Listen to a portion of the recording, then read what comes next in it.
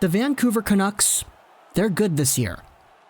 It's the All-Star break that is coming up, and right now the Vancouver Canucks are first in the Pacific Division, something that back in October nobody really would have predicted. Now, there is a chance that does not happen once the All-Star game actually comes, because Vegas does have one more game. However, they are playing Boston, who is really, really good this year, so I'm not really too sure on how good their chances are. But of course, I don't want to jinx anything. That is the last thing I would want to do here. But the Vancouver Canucks have been good, and we know they've been good this year. At least compared to last year, it's really good. But there are some parts of the Vancouver Canucks game that I think are pretty underrated, and some things that most people need to actually understand in order to get why this team has had the success it has had. In terms of goals, yeah, the team's been scoring goals. In terms of points, yeah, Elias Pettersson is up there, one of the top point producers in the league.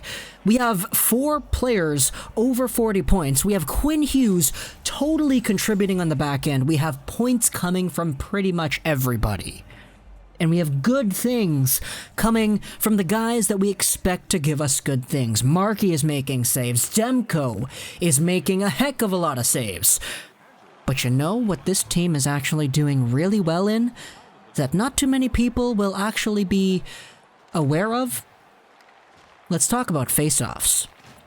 Faceoffs are important in the game in hockey because faceoffs determine possession. Faceoff wins leads to possessing the puck, which leads to scoring chances. Faceoffs are the start of what could be either a really impressive play or one that is not that noteworthy. It all starts with the faceoffs. And the Vancouver Canucks are one of, if not the best face-off teams in the NHL.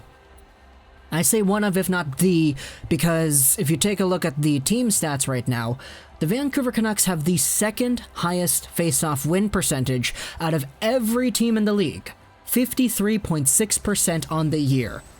First place, it's Philadelphia. They have 53.8% on the year.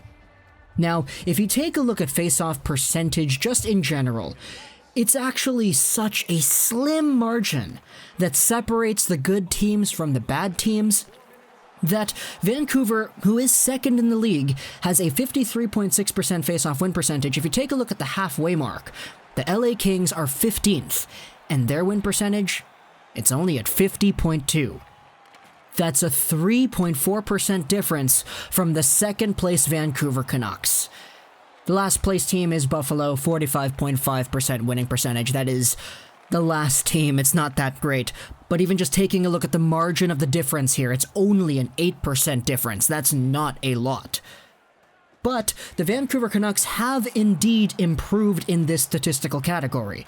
If you take a look at where they were last year, a year ago, the Canucks were 20th in face-off win percentage amongst the entire league, with a 49.5% win percentage. So they improved by just over 4%, and that is good enough to push them to the top spot in the league. That's pretty good. The Vancouver Canucks are winning more than half of their draws, and they're winning the second most draws out of every team in the NHL. That's a pretty good stat. It shows that this team is finding ways to possess the puck right off the draws. They're the first ones to getting their stakes towards getting those opportunities on net. And it all starts with the faceoffs.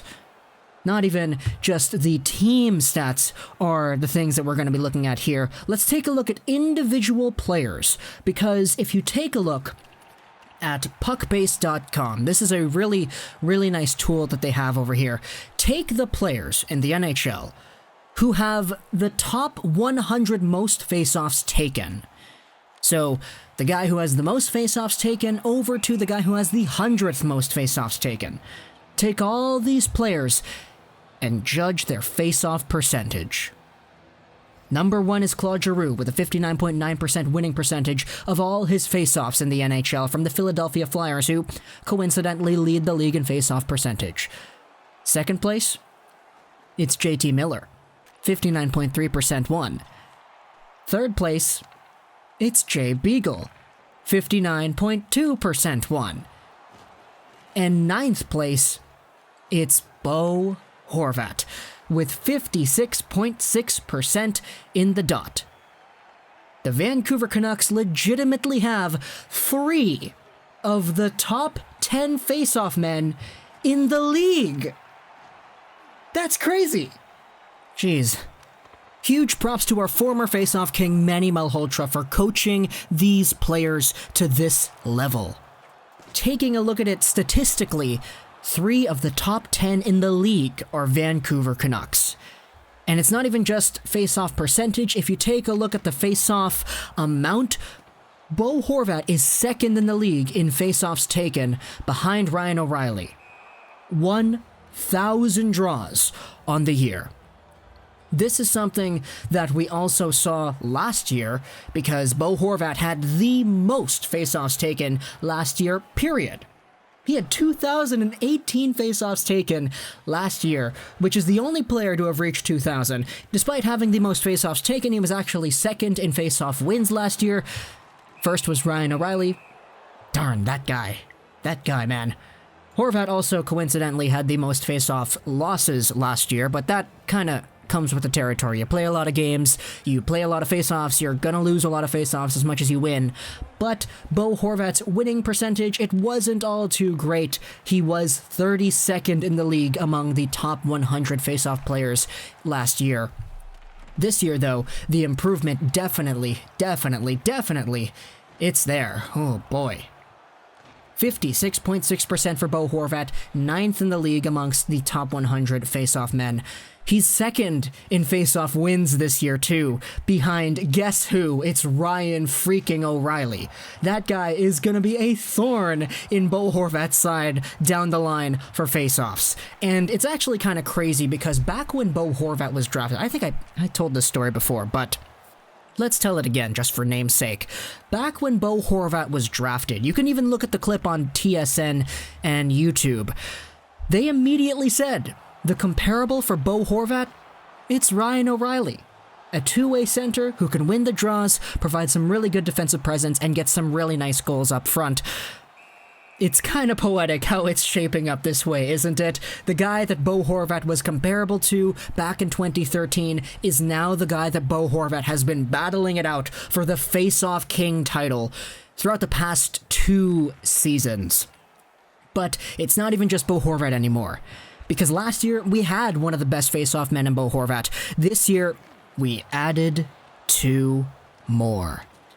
Actually, that's a lie. We added 1. Beagle was already here. He was a top 100 face-off man last year. He had the 11th best face-off percentage a year ago, but his face-off amount put him at around the 80-ish mark. He was 83rd in face-offs taken last year, but the Vancouver Canucks added 1 more guy. JT Miller is a guy that we brought in for scoring purposes. This guy was supposed to be the winger for Bo Horvat, and he's out here taking these draws, winning them like crazy, and now he's up here second in the league in face-off win percentage amongst all players amongst the top 100 in face-offs taken. That's great. That is absolutely great. Does that not sound like a winning formula right here? Say what you want about Jay Beagle. He's overpaid? Yes, he is overpaid. But he is on the penalty kill, which I honestly think he does really well on, and he is winning those draws, which the numbers are saying it, man. He's doing well there too. The Vancouver Canucks are the most spread out and successful face-off team in the NHL. The Flyers are ahead of them statistically.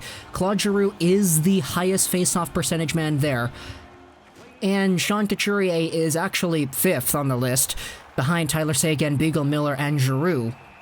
But in terms of your 3 centers, it's Vancouver. In terms of the all-around spread-out ability, it's Vancouver. No disrespect to Philly, you guys have been great. No disrespect to Ryan O'Reilly, who is over here 7th in terms of face-off percentage amongst the top 100. But the Canucks have the face-off dot this year.